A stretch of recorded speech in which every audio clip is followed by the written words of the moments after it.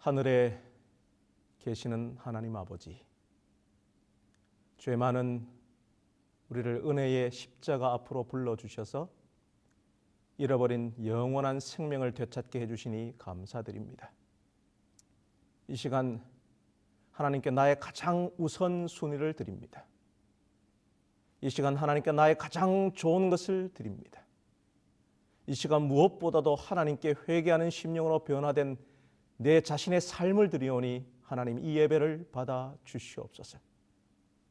약속하신 성령님의 충만한 임재를 통하여 우리가 올바른 믿음을 가지고 걸어가야 할 사명의 길을 말씀으로 보여주시옵소서. 예수 그리스도의 이름으로 기원하옵나이다. 아멘. 교동문 760장 경배와 찬양. 온 땅이여 여호와께 즐거운 찬송을 부를지어다. 기쁨으로 여호와를 섬기며 노래하면서 그의 앞에 나아갈지어다. 여호와가 우리 하나님이신 줄 너희는 알지어다. 그는 우리를 지으시니요 우리는 그의 것이니 그의 백성이요 그의 기르시는 양이로다. 감사함으로 그의 문에 들어가며 찬송함으로 그의 궁정에 들어가서 그에게 감사하며 그의 이름을 송축할지어다. 여호와는 선하시니 그의 인자하심이 영원하고 그의 성실하심이 대대에 이르리로다.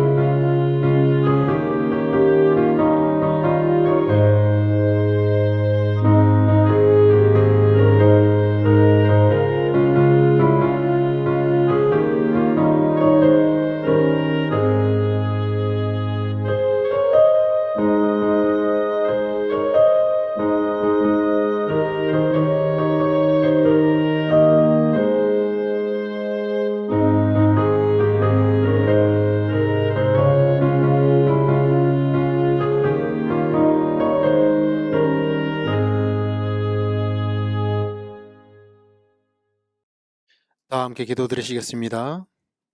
하나님 아버지, 사망의 음침한 골짜기에서 우리를 보호하시고 건강함과 하늘 행복을 주셔서 감사드립니다.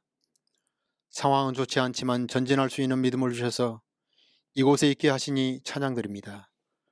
오늘도 여전히 주님의 임재 가운데 살게 하셔서 감사드립니다. 주님, 새해를 믿음으로 열고자 한마음으로 평신도 학교를 개최합니다. 하늘아버지, 우리의 삶의 환경과 여건이 매우 불안합니다. 나도 모르게 우리도 모르게 불안한 세상에 편승하고 있습니다. 과학기술은 나날이 진보하나 쫓기는 삶은 여전합니다. 주님, 우리의 교회와 성도들에게 다시 새롭게 말씀하시옵소서. 주의 성령으로 새롭게 하여 주시옵소서. 주여, 주를 사랑하고 교회를 사랑하는 신앙의 애국지사들을 일으켜 세워 주시옵소서. 그들에게 담대함을 허락하시고 승리하게 하옵소서. 아버지, 언제까지 자유롭게 신앙할 수 있을지 모르지만 사나 죽으나 주의 것임을 기억하면서 전진하게 하옵소서. 어떤 시련이 온다 할지라도 멈추지 말고 승리하게 하옵소서. 주님, 우리의 연약함에 주의 능력을, 우리의 게으름에 주의 열심을, 우리의 냉랭함에서 주의 열심을 더하게 해 주시옵소서. 무엇보다도 주님, 우리 교회와 우리의 성도들이 기도하게 하옵소서. 말씀으로 전신갑주를 입게 하옵소서. 사단마귀의 간악한 개교에서 자유롭게 해 주시옵소서. 번향을 향하여 기도의 창문을 활짝 열게 하옵소서. 그리하여 호남농원의 부흥의 물결이 일어나게 해 주시옵소서. 세우신 강사님들에게 지혜를 허락해 주시옵시고 강건하게 하여 주시옵소서. 기쁨과 행복을 또한 더해 주시옵소서. 일기를 주장하여 주시고 제한된 여건이지만 순서에 참여하는 청취자들에게 복에 복을 더해 주시옵소서. 평신도 학교를 통하여 크고 위대한 결심이 있게 하옵소서. 예수님 이름으로 기도드리옵나이다. 아멘.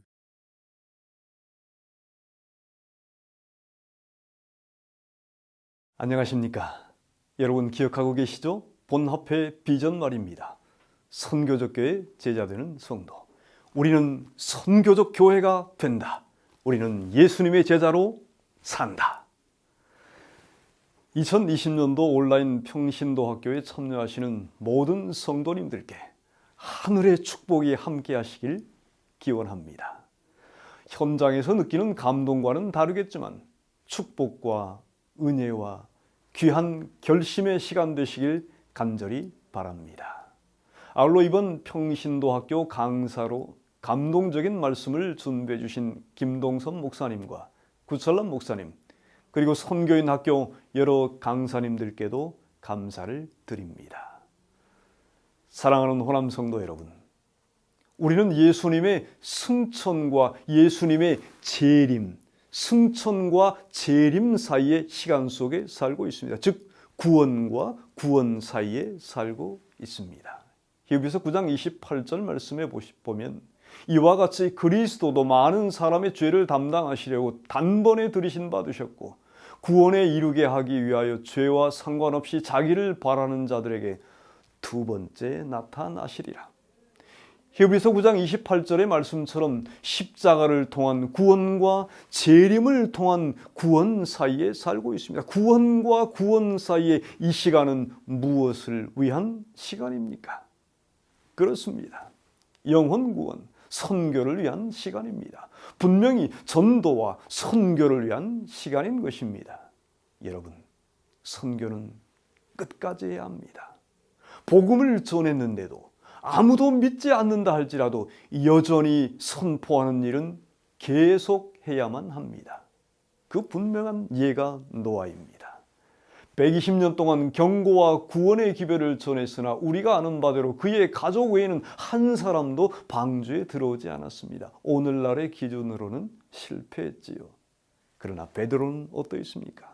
하루에 한 번의 선포로 3,000명씩 믿고 침례를 받았습니다. 우리 모두의 소망이지요. 그런데 베드로후서 2장 5절에서 베드로는 노아에 대하여 이르기를 오직 의를 전파하는 노아라고 언급하고 있습니다. 여러분, 노아는 충성의 모본입니다. 어떤 상황에서도 흔들리지 않고 인내하며 그의 사역을 감당했습니다. 마지막 시대에도 노아를 보낸 것처럼 우리 모두를 보내셨습니다. 거절을 두려워하지 마시고 인내하며 증거하시기 바랍니다. 시간들을 꼭 내셔서 온라인 평신도 학교와 선교인 학교 강의들을 열심히 다 들으시고 구독과 좋아요도 누르시면서 다시 한번 마음을 다잡고 생명의 주께서 주신 사명을 충성스럽게 감당하시는 명품 재림 성도님들 다 되시기를 주님의 이름으로 축복하며 환영합니다. 감사합니다.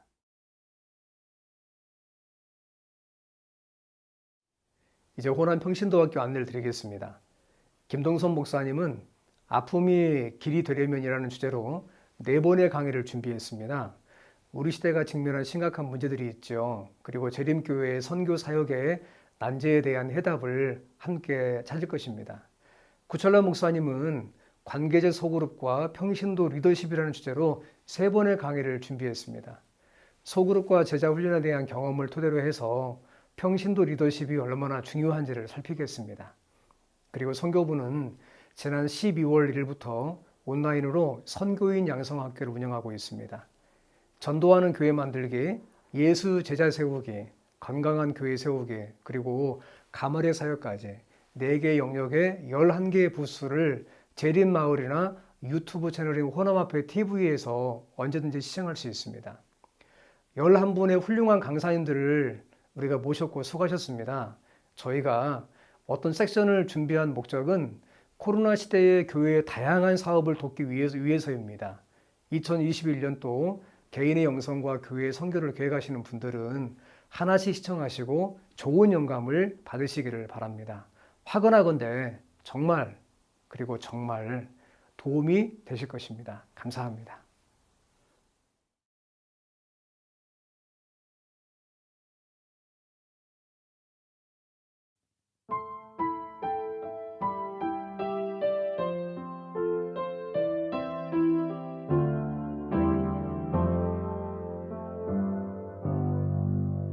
크신 하나님의 사랑 말로 다 영영 못하네.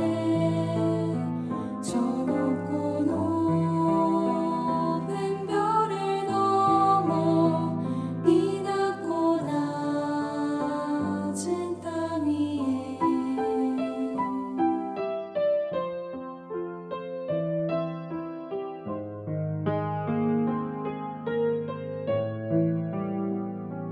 크신 하나님의 사랑 말로 다 영영 못하네.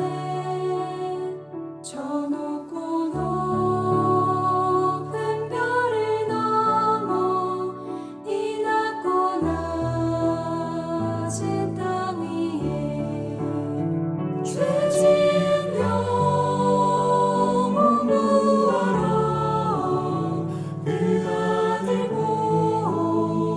보내사 마음 죄 사아 주셔서 죄 용서하시네. 그 크신 하나님의 사랑 다 증명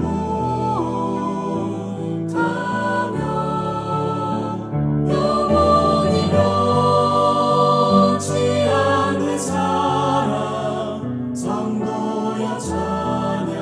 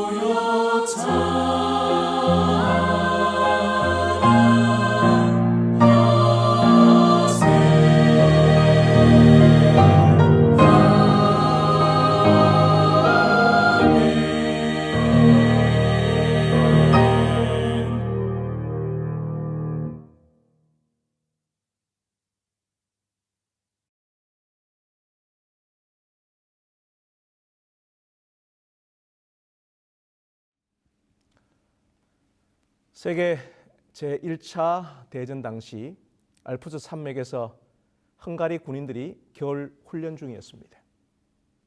그중 한 부대가 눈보라에 고립되어 동굴 속으로 피신을 했습니다.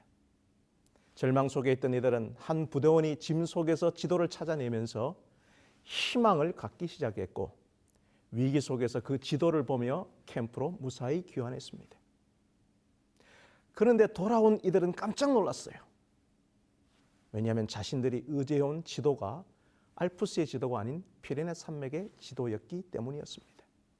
한마디로 잘못된 지도로 길을 찾았던 것입니다. 안녕하십니까? 헌엄 앞의 성도 여러분. 저는 대구 국제교회를 섬기고 있는 김동섭이라고 합니다. 다들 제 이름도 그리고 이 경상도 억양도 또 교회 이름도 생소하실 텐데요. 이렇게 비대면 시대에 온라인으로 만나니 더 생소하고 어색합니다.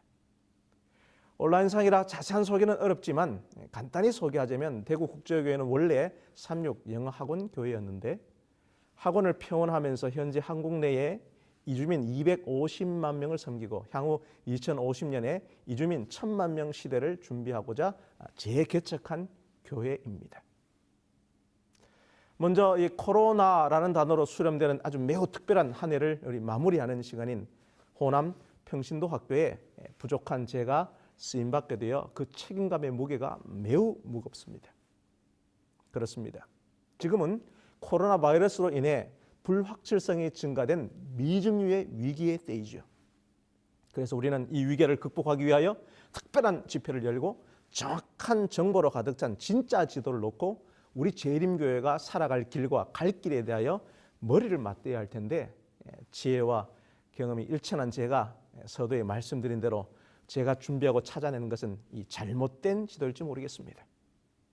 그러나 저는 먼저 오늘 이 시간에 무거운 책임감을 느끼지만 오히려 자유함을 느끼는 것은 초기 교회에 문제 많았던 7교회와 지도자들을 붙잡고 계셨던 분, 우리 인생의 모든 문제의 해답을 가지고 계신 분, 진짜 지도요, 길이요, 진리요, 생명 되신 우리 주님께서 우리와 여전히 함께 하신다는 것입니다. 그리고 또 하나 미국 MIT 공대 경영대학원에서 리더십을 가르치는 이 존 벤 마넨 교수가 이 잘못된 지도 사건을 분석한 의미의 중요성 때문인 것입니다. 마넨 교수는 그 잘못된 지도는 절망에 빠져 있는 대신 행동에 나설 수 있는 용기를 만들어냈다고 분석했습니다. 존경하는 성도 여러분, 아무쪼록 지금의 모든 환경과 상황이 아주 생소하고 또 제가 준비한 것이 이 잘못된 지도 같지만 이 특별한 은혜의 시간을 통하여 더 이상 남 탓하며 서로 비난하며 서로 싸우며 절망으로 주저앉아 있지 말고 하나님의 긍휼하신 손길이 우리 모두에게 임하여 행동에 나설 수 있는 용기를 얻으시기를 간절히 소망하면서 먼저 인사의 말씀을 드립니다. 자, 이번 우리 시간에 우리가 살펴볼 말씀은 요나서입니다. 왜 요나서를 선택했는가 하면 첫 번째 이유는 당시 이 아수르의 상황이 현재 코로나19의 상황과 올해 유례없는 장마와 또 태풍 등의 자연재해 현상이 우리의 현실과 매우 닮아 있다는 점입니다. BC 765년에서 759년에 아수르는 이 두 번의 큰 역병이 있어서 많은 사람들이 죽었고요. BC 763년 6월 15일에는 이 일식 현상이 나타나 백성들은 공포와 두려움에 사로잡혔습니다. 그로 인하여 기근과 반란이 일어났어요. 그래서 많은 성경학자들은 이 아수르가 내외적으로 이 약해진 이 시기에 요나가 니느웨로 가서 하나님의 말씀을 선포했다고 주장하고 있습니다. 또 이 요나서를 살펴보는 두 번째 이유는 해마다 욤키푸르, 즉 이 대속절이 되면 유대인들은 이 요나서를 읽었어요. 총 48구절로 이루어진 이 짧은 성경이지만 테슈바, 즉 이 회개하고 악에서 돌이켜서 하나님의 길로 나오는 것의 중요성을 아주 문학적으로 절묘하고 정교하게 구성되어 강조하고 있기 때문에 2020년 이 한 해를 마쳐가는 이 지금의 영적인 대속조일인 이 연말 기도주를 전후로 이 요나서를 통하여 주어지는 메시지를 함께 살펴보는 것이 시적절하다고 판단했기 때문입니다. 마지막 세 번째 이유는 이 요나서가 단순한 이 우화처럼 보여서 요나서의 아주 이적적인 요소들을 부정하고 전설이나 신화 등의 비유적인 해석을 시도하는 사람들이 있어요. 그래서 이 요나서를 좀 연구하려고 이 책을 찾아보면 대부분 이 어린이 동화책이 많습니다. 그러나 요나서는 열왕기하 14장 25절에 기록된 역사적 인물이었고요. 유대인들도 요세푸스 고대사를 보시면 요나서를 역사적인 책으로 생각했고요. 이 요나서에 대한 특히 예수님의 언급인 마태복음 12장 39절에서 40절 말씀과 누가복음 11장 29절 30절 말씀은 우리 주님께서 이 책을 역사적인 책으로 여기셨다는 것을 보여주고 있습니다. 그러므로 요나서는 이 큰 물고기가 그게 상어인지 고래인지가 중요한 이슈가 아니라 다윗과 골리앗 이야기 같은 이 호기심 가득한 어린 시절의 동심을 만족시켜주는 정도의 흥미있는 이야기가 아니라 하나님께 실망한 이 시대, 또 은혜를 잃어버린 이 시대 교회에게, 또 자기 의에 빠져서 나만의 신앙에 자족하고 신실하다고 자부하는 이 시대 그리스도인들에게 이 요나서의 역사적인 사실을 통한 교훈과 요나서의 매우 독특한 열린 결말의 구조를 통하여 매우 중요한 질문을 우리에게 던지고 있기 때문에 저는 이번에 아픔이 길이 되려면이라는 총주제를 가지고 우리 시대가 직면하는 심각한 문제와 우리 재림교회의 선교와 각종 사역 등 우리 신앙 공동체의 이 구조적인 문제를 요나의 아픈 경험을 통하여 되돌이켜보고 그 해답을 함께 찾고자 하는 것입니다. 자, 아무쪼록 이 시간에 안다고 생각했지만 미처 몰랐던, 충분히 알지 못했던 요나서를 꼼꼼하게 읽어내는 작업을 통하여 호기심이라는 큰 물고기 속에, 이 물고기 뱃속에 갇혔던 그 요나를, 성경 비평학자들의 회의처럼 배 밑바닥에 깊이 잠든 요나를 되살려내어 요나서의 심오하고 역설적인 진리의 보화를 함께 캐내기를 간절히 바랍니다. 자, 먼저 이 요나서 1장 1절부터 3절까지 말씀을 보도록 하겠습니다. 여호와의 말씀이 아미떼의 아들 요나에게 임하니라 이르시되 너는 일어나 저 큰 성읍 니느웨로 가서 그것을 쳐서 외치라. 그 악독이 네 앞에 상달하였음이니라 하시니라.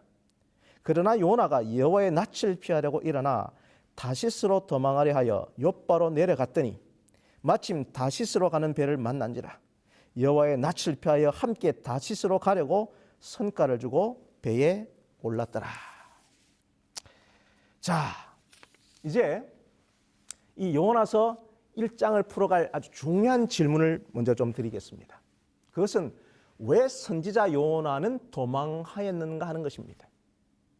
하나님의 말씀을 받아서 선포할 책임을 가진 선지자가, 그것이 삶의 본질이요 기쁨의 근원인 선지자 요나가 왜 다시스로 가는 배에 올랐는가 하는 것입니다. 3절 말씀을 보시면 이 마침 다시스로 내려가는 배를 만난지라는 말씀을 얼핏 보면 우연히 다시스를 선택한 것처럼 보입니다. 하지만 사실은 의도적으로 다시스를 선택한 것입니다. 욥바로 무작정 내려갔다가 우연히 다시스 배를 탄 것이 아니라 3절 초반에 기록된 말씀을 보시면 처음부터 다시스로 도망하려 하여 욥바 항구로 내려갔고 마침 다시스로 가는 배를 만난 것입니다. 즉 요나는 니느웨 대신 다시스를 마음속에 이미 비교 대조하여 보고 선택한 것이죠. 자, 여러분, 욥바의 위치와 니느웨의 위치와 다시스의 위치를 이 지도를 통하여 좀 보시기 바랍니다. 자, 저는 이 니느웨와 다시스가 요나 시대의 이 대조적인 그 삶의 양식, 이 라이프 스타일을 나타낸다고 생각합니다. 니느웨는 이 군주국가 아수르의 수도였어요.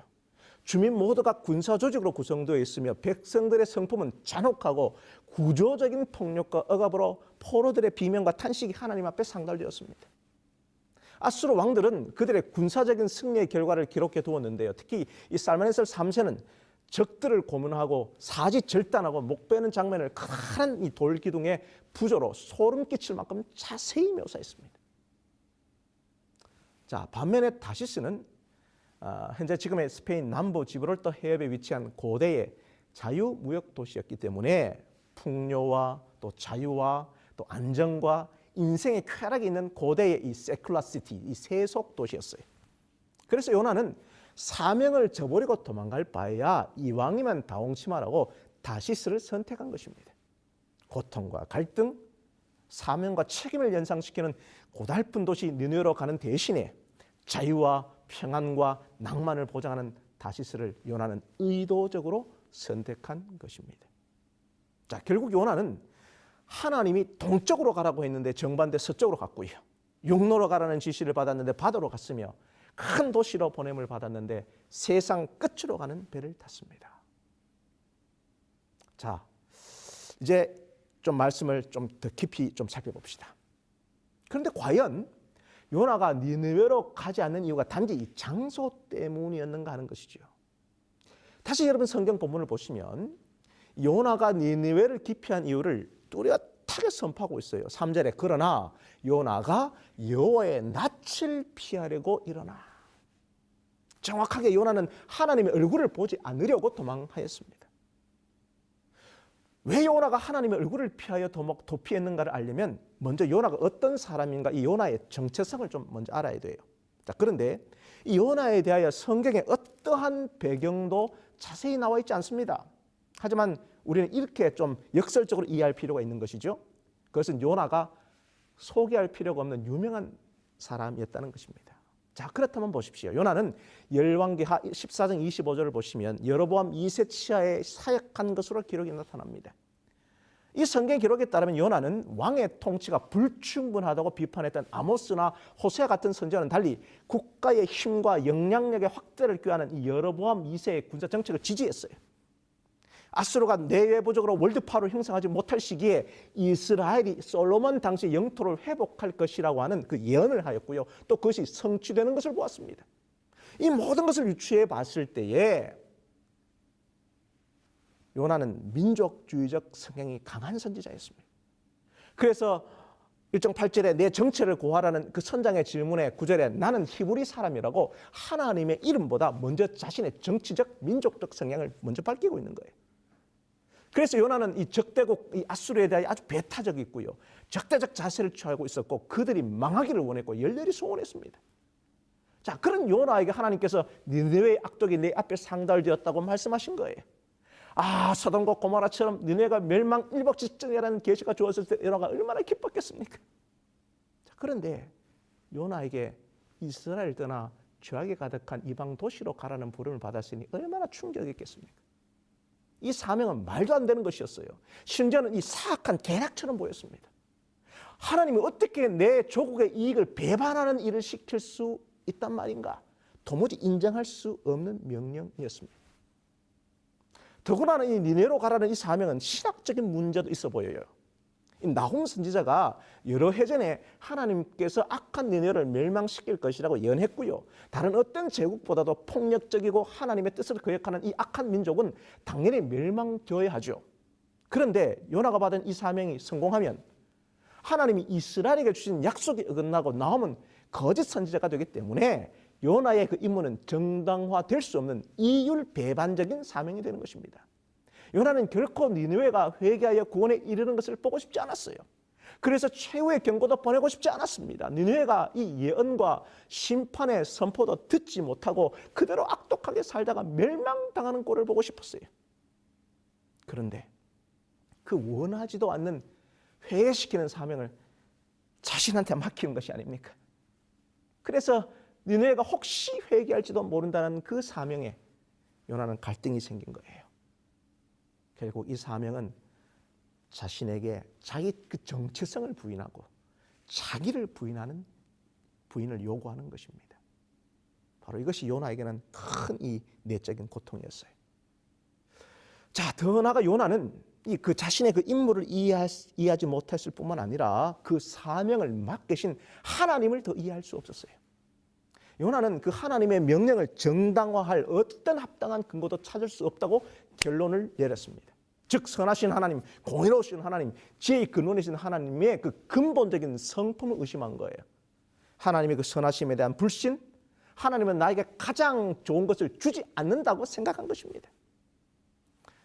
여러분 선지자왕 266페이지에 보시면 인간의 견해로 볼 때에 이 거만한 도시에 가서 이와 같은 기별을 선포함으로 얻을 수 있는 것은 아무것도 없는 것처럼 보였다.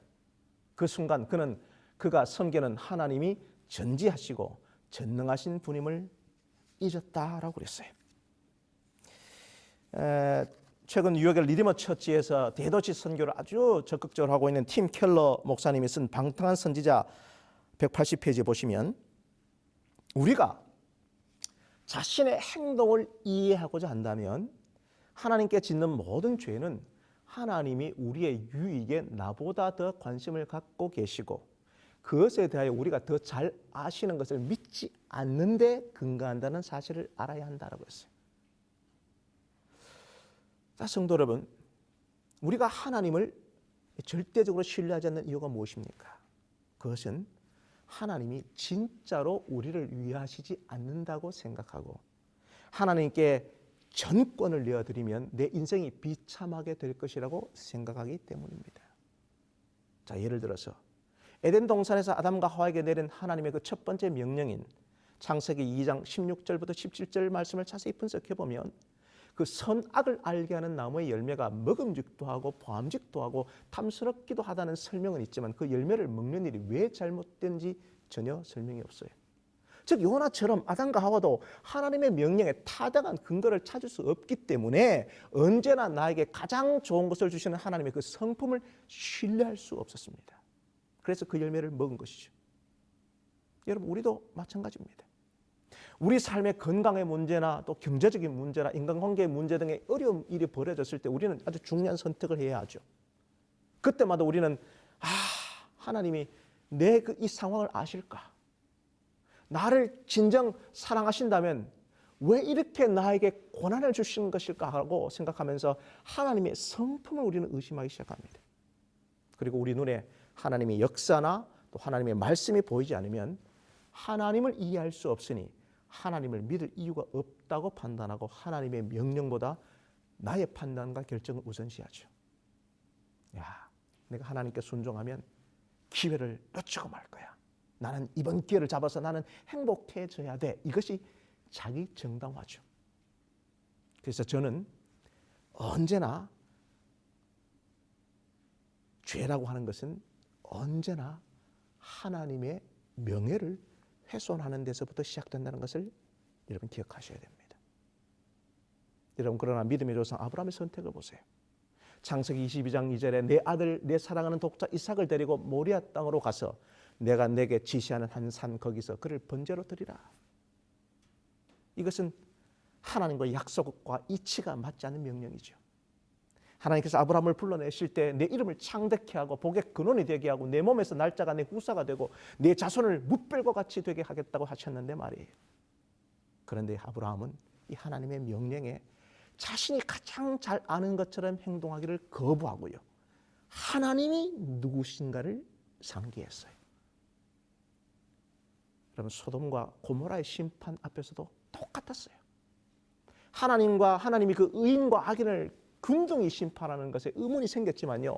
세상을 심판하는 이가 공의를 행하실 것이 아니니까. 창세기 18장 25절에 이 아브라함은 하나님의 그 성품을 신뢰했어요. 그래서 우리 예수님께서도 마태복음 26장 39절에 겟세마네 동산에서 십자가를 앞두고 혼란스러운 이때에 이렇게 기도하신 것이죠. 나의 원대로 마옵시고 아버지의 원대로 하옵소서. 자, 결국 요나는 자기가 원하는 신을 만들어낸 거예요. 하나님보다 더 큰 내 안의 우상이 드러난 것입니다. 자, 그렇다면 정리해 봅시다. 왜 요나는 하나님의 얼굴에 어떤 표정이 나타났기 때문에 싫어서 도망갔을까요? 여러분, 그것을 정확하게 이해하려면 이 여호와의 낫, 이 여호와파님이라고 하는 특별한 용어의 뜻을 알아야 합니다. 여러분, 이스라엘의 성소 안에 놓인 이 진설병은 히브리어로 레헴파님으로 문자 그대로 번역하면 얼굴빵, 얼굴떡이라는 뜻이에요. 여호와 앞에, 여호와 면전에 진설해 놓았기 때문에 면전의 떡이라고도 불렀습니다. 자, 그러므로 여호와의 낯은 하나님의 임재, 그 지성소적인 임재를 가리키는 히브리적 이 관용어인 것입니다. 요나는 이 하나님의 임재를 나타내는 하나님의 표정이, 하나님의 얼굴 모습이 생각나는 것이 매우 싫었고 나에게 말씀을 선포하실 때 나타난 하나님의 얼굴만 생각하면 매우 불안했어요. 그래서 결국 여호와의 낯을 피하려고 도망간 것입니다. 그것도 배 밑층까지 내려가서 머리를 한 구석에 틀어박고 이에 자기 망각의 긴 잠 속에 자신을 구겨놓고 깊은 무식의 세계로 도피한 거예요. 자, 그렇다면 이 하나님의 얼굴은 어떤 표정이었길래 요나로 하여금 도망가게 만들었냐 말이에요. 그것은 바로 하나님의 자비의 얼굴입니다. 긍휼하신 은혜의 얼굴이에요. 여러분, 요나서에서 이 하나님의 그 감정 그리고 하나님의 속마음은요, 큰이라는 단어, 히브리어로 가돌이라고 하는 이 수식어에서 찾을 수 있어요.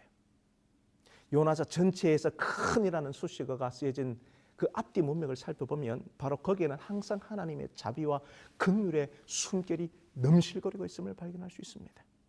1장 2절, 3장 2절, 4장 11절에 보시면 큰 성읍 니느웨라는 말 속에 그 도시를 향한 하나님의 자비와 긍휼의 마음이 큰 이 가돌이라는 단어에 뿜어져 나와요. 하나님은 니느웨의 큼을 보실 때에 그 건물이나 도시의 큼을 주목한 것이 아니라 그 큰 도시의 수많은 사람을 주목하셨습니다. 그 도시의 좌우를 분변치 못하는 12만 명의 사람들, 인간들의 죄 때문에 함께 멸망당하는 수많은 그 육축들이 있었어요. 하나님의 긍휼은 바로 이 사람들과 육축에 초점이 맞추어져 있었던 것이죠.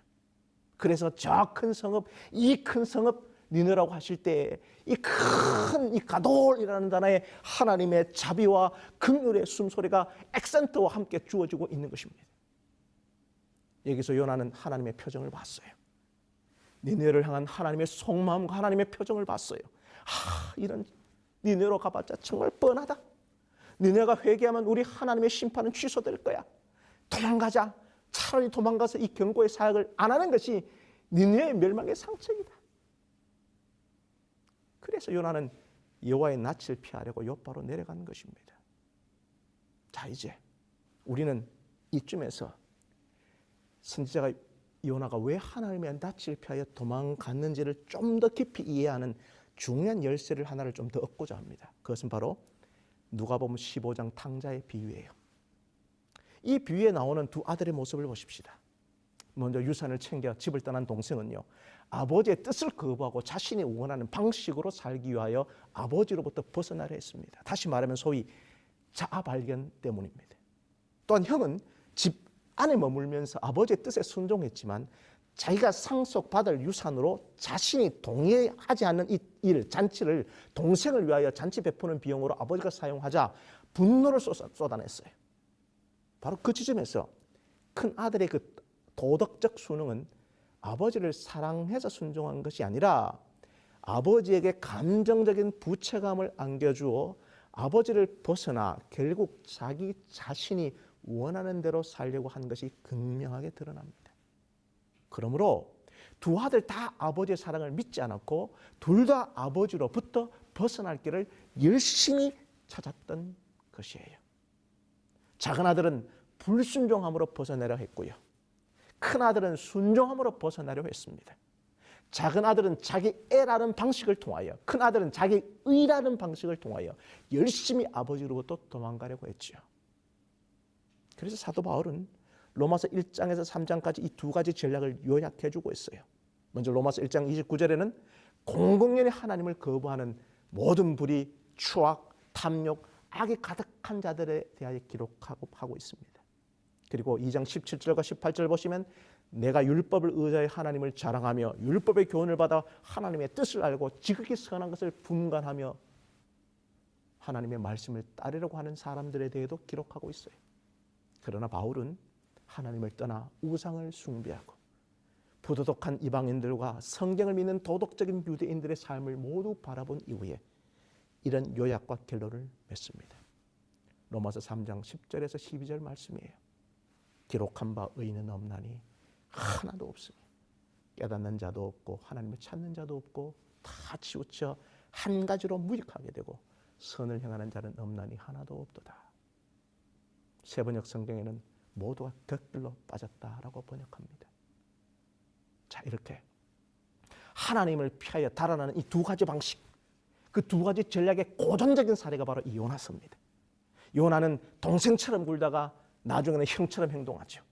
요나서 1장과 2장은 집을 떠나 회개하고 돌아온 탕자처럼 하나님의 명령에 불순종하고 하나님의 낯을 피하여 달아나는 요나를 보여주고, 또한 완전한 평행 구조로 절묘하게 대칭되어 있는 요나서 3장과 4장은 집 안에서 아버지의 마음을 잃어버리고 돌아온 동생에게 잔치를 베푼 것을 보고 화가 난 형처럼 요나는 하나님의 명령에 순종했지만 죄인들에게 자비와 긍휼을 베푸신 하나님께 발끈하여 독선적인 분노를 터뜨립니다.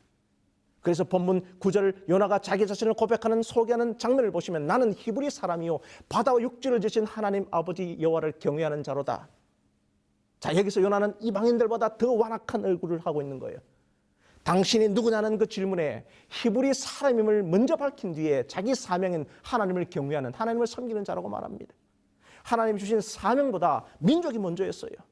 요나는 의도적으로 회개하는 이방인들과 회개하지 않는 요나를 대조시켜주고 있습니다. 바로 니느웨를 향한 요나의 얼굴은 어떤 얼굴입니까? 차갑게 응어리진 원한의 얼굴이에요. 심판과 멸망을 보고야 말겠다는 냉혹한 얼굴이에요. 사랑보다는 공의에 집착한 얼굴입니다. 성도 여러분, 오늘날 이 시대의 요나들은 누구입니까? 이 시대의 요나는 나 자신이죠. 가장 근원적이고도 우상 숭배적인 불신의 문제는 나한테 있는 거죠.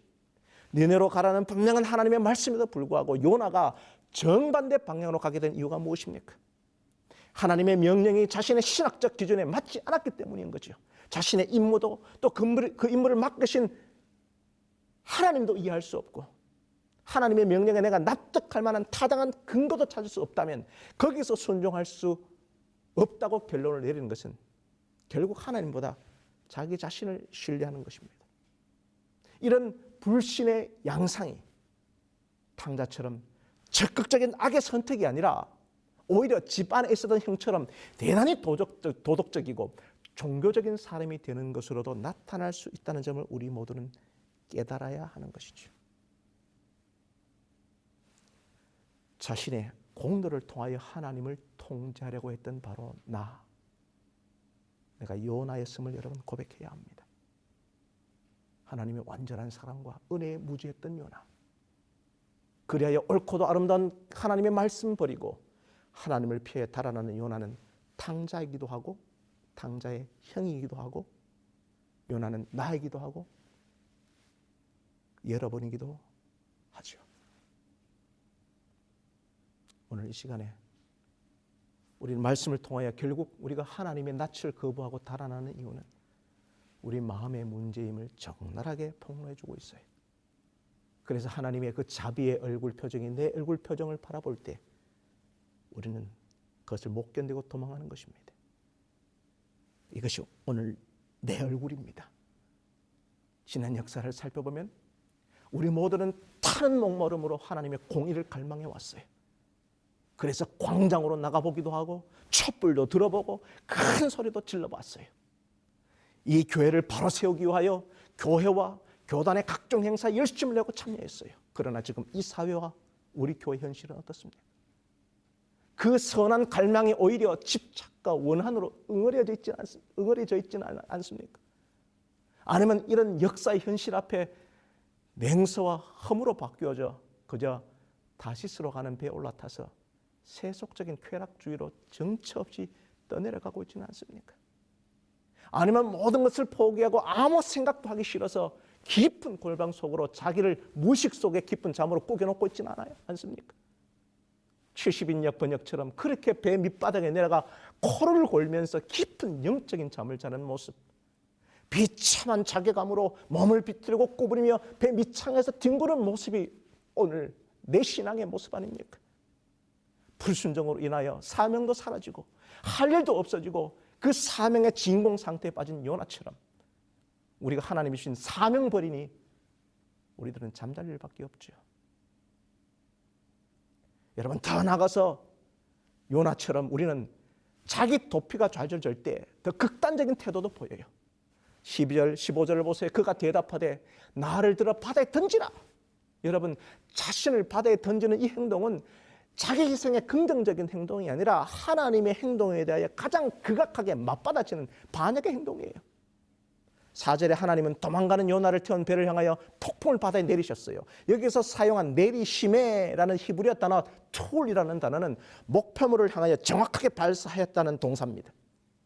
이와 같은 단어를 바다에 자기 자신을 던지라고 할 때에 툴 똑같이 사용했어요. 즉 하나님께서는 자기 자신을 향하여 폭풍을 쏘셨으니 나도 내 몸 맞받아서 쏘아 내 던지겠다는 극단적 자해적 저항의 태도인 것입니다.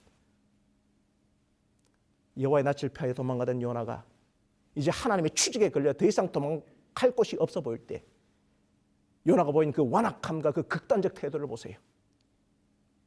오늘 우리가 하나님께 기도하지 않고 저항하는 모습 보세요. 하나님의 낯을 피하여 더 굳어진 얼굴로 바다에 내던져지기를 구하는 이 요나를 보세요. 머릿속의 신앙 고백은 온전하나 삶에서 하나님께 저항하는 육에 속한 그리스도인의 전형적인 표본 아닙니까? 이게 바로 우리 자신의 모습이에요. 입술만 그리스도인, 명목상 그리스도인, 교회 의자만 대표고 앉아있는 벤치워머입니다. 관념은 있으나 실제적인 기도와 헌신이 없는 죽은 그리스도인들이죠. 그래서 오히려 우리 교회 안에 무신론이 너무너무 가득해요. 교회 안에 하나님이 없어요. 하나님의 성령이 떠나가고 있습니다. 심지어 더 나아가서 자신의 욕구를 절대화해서 하나님이 그 욕구를 충족시켜주지 않으면 그 하나님께 저항하겠다는 그 자기 우상에 빠진 반역성이 교회 안에 팽배합니다. 성도 여러분, 자기 자신의 욕구 충족이 안 되었을 때에 굳어지는 강팍한 자기 얼굴을 한번 보세요. 이 시간에 이방인 선장이나 니느웨 왕보다도 하나님에 대한 두려움이 사라져버린 나 자신의 그 내면의 황폐함을 직면하세요. 하지만 여러분, 오늘 이 요나의 강팍한 얼굴을 향하여 오늘 하나님은 우리에게 어떤 얼굴을 보이십니까? 이 요나에 대한 하나님의 반응은 무엇입니까?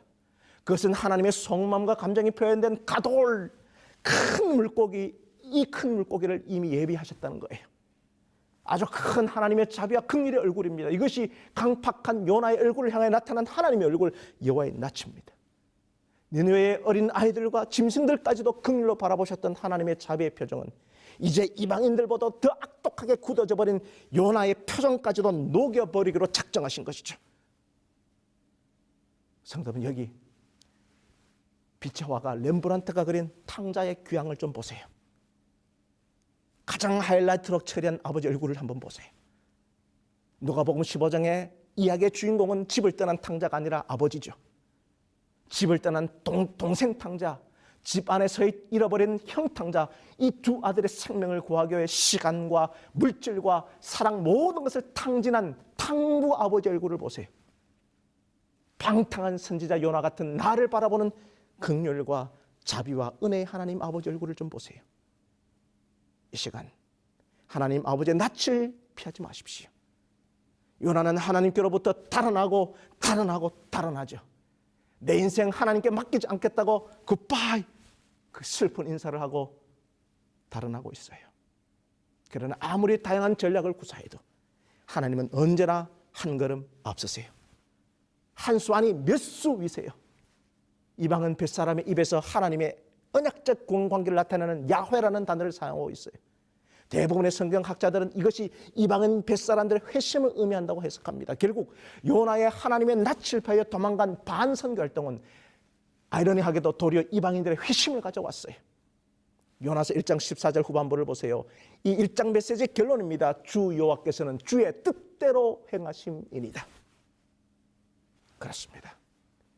우리 모두는 하나님 손바닥 아니에요. 결국 다 하나님 뜻대로 되는 것입니다. 우리 하나님은 우리의 얄팍한 매수 전략을 구사하며 하나님의 자비를 이해하지도 못하고 받을 자격도 없는 우리에게 끊임없이 새로운 방식으로 우리에게 자비를 베풀어 주세요. 결국 요나는 여호와의 낯을 피할 수 없게 된 것과 마찬가지로 우리들도 하나님의 자비의 얼굴에서 도피할 수가 없습니다. 바다와 육지를 지신 하늘의 하나님은 우리 죄가 아무리 크고 우리 재앙이 아무리 완악해도 우리를 결국 자신의 사랑의 포로로 만드실 것입니다. 오늘 이 시간 그 하나님의 얼굴, 그 여호와의 낯을 바짝 우리에게 직면시키시며 우리 얼굴을 하나님의 얼굴로 자비와 긍휼의 표정으로 반드시 바꾸어 놓으실 것입니다. 오늘 안식일 내내 이 하나님 아버지 얼굴을 떠올리시면서 시편 139편의 말씀을 읽고 묵상하면서 우리 첫 번째 말씀을 갈무리하시기를 바랍니다.